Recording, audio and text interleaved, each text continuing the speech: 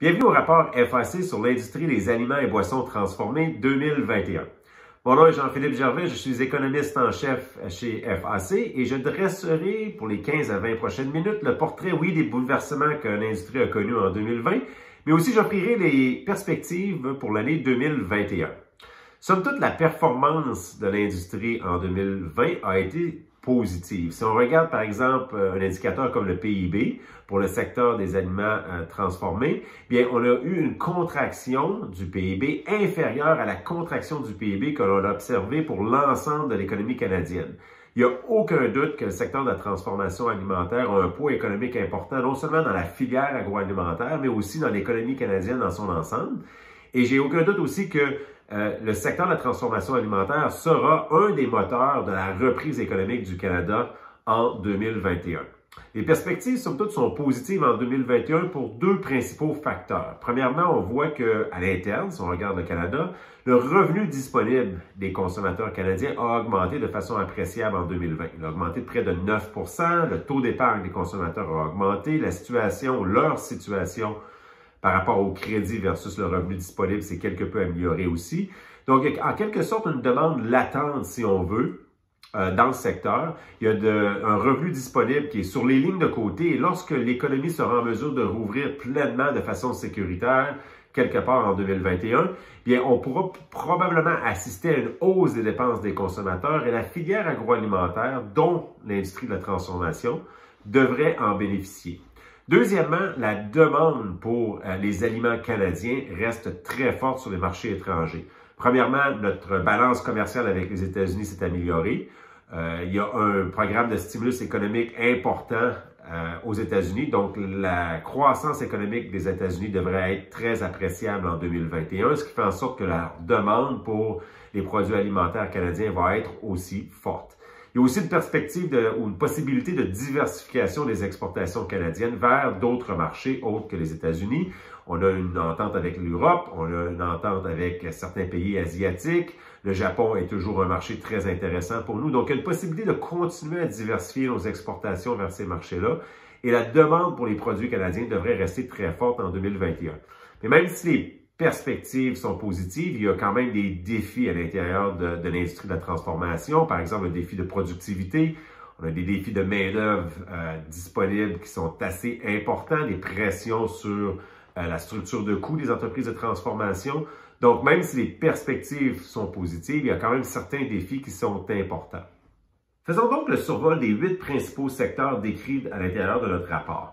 Il y a certains risques ou opportunités qui sont plus spécifiques à un secteur ou à un autre. Par contre, il y a certaines tendances économiques qui s'appliquent à l'ensemble des secteurs. Par exemple, le contexte d'investissement présentement pour pallier aux enjeux de disponibilité de main-d'œuvre ou encore de productivité, lui, est similaire pour toutes les entreprises et il est présentement assez favorable. La Banque du Canada s'est engagée à garder son taux directeur au plus bas niveau en 2021. Par contre, les taux d'intérêt, surtout pour ce qu'on parle des obligations de long terme, les taux d'intérêt sur les marchés financiers pour les obligations de long terme commencent à grimper lentement. Donc, ça reste une situation à surveiller en 2021, mais somme toute, le défi, ou c'est-à-dire le contexte d'investissement, lui, est favorable. Donc, allons-y avec un survol des secteurs, en commençant par le secteur des viandes. Bien sûr, c'était un secteur qui a connu beaucoup de bouleversements en 2020. Certaines entreprises ont dû fermer leurs portes en lien avec des éclosions de COVID à l'intérieur de leurs portes. Donc, ça a créé certains enjeux en termes de disponibilité des produits, en termes de disponibilité de la matière première. Par contre, si on regarde aussi le bouleversement, c'est-à-dire la fermeture des services alimentaires a aussi créé un changement majeur dans l'approvisionnement des consommateurs des services alimentaires vers les entreprises de détail. Donc, tout ça a créé beaucoup de perturbations à l'intérieur de l'industrie. Mais si on regarde la performance du côté des ventes, bien, on a connu une augmentation de 2,9 % en 2020. Et malgré une certaine compétition pour ce qui est des produits de viande, si on pense par exemple à tout ce qui est protéines végétales, eh bien, les consommateurs canadiens démontrent quand même une certaine préférence pour les produits ou les protéines animales, ce qui fait en sorte que si on regarde les perspectives de croissance pour 2021 au niveau des ventes, on prévoit une augmentation de 4,6 %. Bien sûr, il faut surveiller ce qui se passe avec la peste porcine africaine en Chine. Alors qu'on finissait l'année 2020, on pensait que la Chine en était à compléter, si vous voulez, la reconstruction de son cheptel porcin. Et donc, on serait probablement en mesure d'éliminer pour l'année 2021 le déficit qu'on avait entre offre et demande au niveau global pour ce qui est des protéines animales. Mais par contre, on s'est rendu compte au début 2021 que finalement, il y avait encore certains problèmes, certaines éclosions assez importantes qui mettaient en doute, si on veut, la reconstruction du cheptel porcin en Chine. Et donc, il risque d'avoir, et c'est un beau risque, il risque d'avoir certaines opportunités d'exportation, non seulement vers la Chine, mais vers d'autres marchés, parce qu'il risque d'avoir un certain débalancement encore entre l'offre et la demande liée à la résurgence, si on veut, des cas de peste porcine africaine en Chine. Pour ce qui est du secteur laitier, eh bien, il y a eu beaucoup de volatilité en 2020. Premièrement, lors du premier confinement, les consommateurs ont réagi fortement en augmentant leur consommation de produits. On a vu après ça une certaine baisse qui a été influencée par la fermeture des services alimentaires. Mais somme toute, lorsqu'on regarde la performance à la fin de l'année, bien, les ventes dans le secteur des produits laitiers ont augmenté de 16,8 % et on s'attend à une autre augmentation appréciable en 2021 de 5,6 %. L'ouverture des services alimentaires va bénéficier énormément au secteur des produits laitiers. Il faut faire toujours, par contre, attention, garder un œil sur la compétition qui est issue des produits alternatifs au lait. Mais somme toute, les perspectives restent positives pour le secteur des produits laitiers. Pour ce qui est de la mouture de céréales et oléagineux, c'est un secteur qui a enregistré une baisse en 2020, une diminution des ventes de 3,6 %.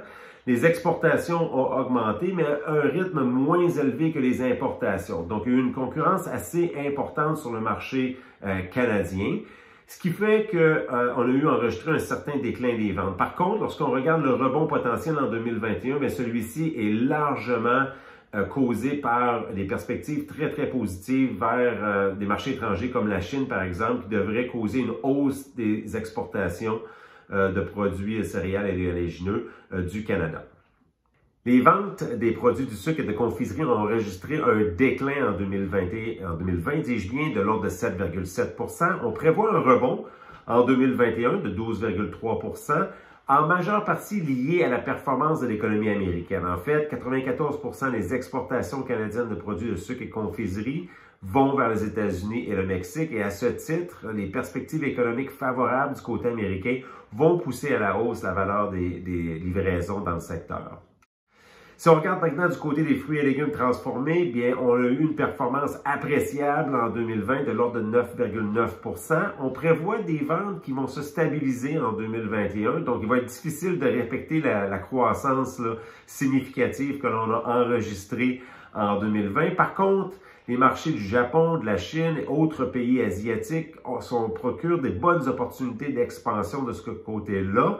Il va falloir aussi surveiller dans le cas si les habitudes des consommateurs vont continuer d'évoluer en 2021. Les consommateurs ont beaucoup changé leurs habitudes de consommation en 2020.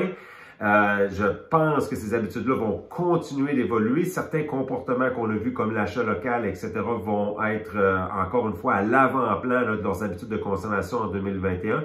Mais gardons un œil sur les habitudes de consommation en 2021 et continuer de voir l'évolution de ces comportements-là parce que ça va être en bonne partie déterminer les perspectives pour le secteur des produits transformés pour ce qui est des fruits et légumes. Pour les préparations de poissons et fruits de mer, bien, on a enregistré un déclin des livraisons en 2020. Plusieurs enjeux côté disponibilité de la main-d'œuvre étrangère, donc qui a occasionné certains problèmes de capacité de production. Le rebond qu'on anticipe pour 2020, une augmentation des ventes de 4,7 %, est en fait lié aux perspectives d'exportation du secteur. Donc, une demande forte, dis-je bien, des marchés étrangers devrait pousser à la hausse la valeur des livraisons dans le secteur. Pour ce qui est des produits de la boulangerie, bien l'année 2020 avait commencé de façon fulgurante. On avait enregistré une hausse des livraisons très, très appréciable. Mais lorsqu'on regarde la performance sur l'année 2020 dans son ensemble, bien, on voit une légère augmentation de 0,8 %. Il faut dire qu'il aurait été très difficile pour le secteur de répliquer la performance de 2019 dans un contexte de pandémie. Donc, si on regarde les prévisions pour 2021, bien, on voit une légère hausse de 2 % des ventes. C'est bien sûr que ces prévisions-là sont fonction, entre autres, de ce qui va se passer aux États-Unis. On a développé énormément les exportations du côté américain. Donc, la santé de l'économie américaine va avoir un rôle à jouer dans la performance du secteur pour 2021 et aussi l'ouverture des services alimentaires ferait en sorte qu'on pourrait enregistrer une hausse plus appréciable que la prévision présentement que l'on a pour le secteur des produits de boulangerie et tortilla. Pour le secteur des boissons, c'est un secteur qui est plein de nuances parce que c'est loin d'être un secteur très homogène. Évidemment, on a plusieurs types d'entreprises qui offrent différents types de produits, mais somme toute, malgré la fermeture des services alimentaires, l'année 2020 a été une année quand même positive, une augmentation des livraisons de 3,9 %. Il faut faire attention à plusieurs choses. Donc, il y a des coûts élevés de main-d'œuvre qui se sont présentés en 2020. On va voir comment cela va se répercuter en 2021. Il y a aussi une certaine augmentation du prix des matières premières qui pourrait avoir un impact en 2021.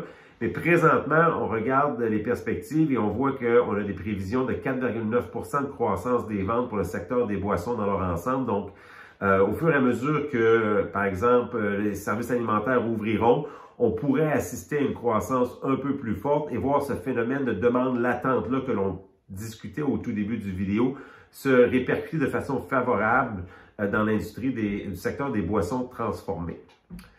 Donc, pour plus d'informations sur le secteur des aliments et boissons transformés, je vous invite à consulter notre site web à fac.ca.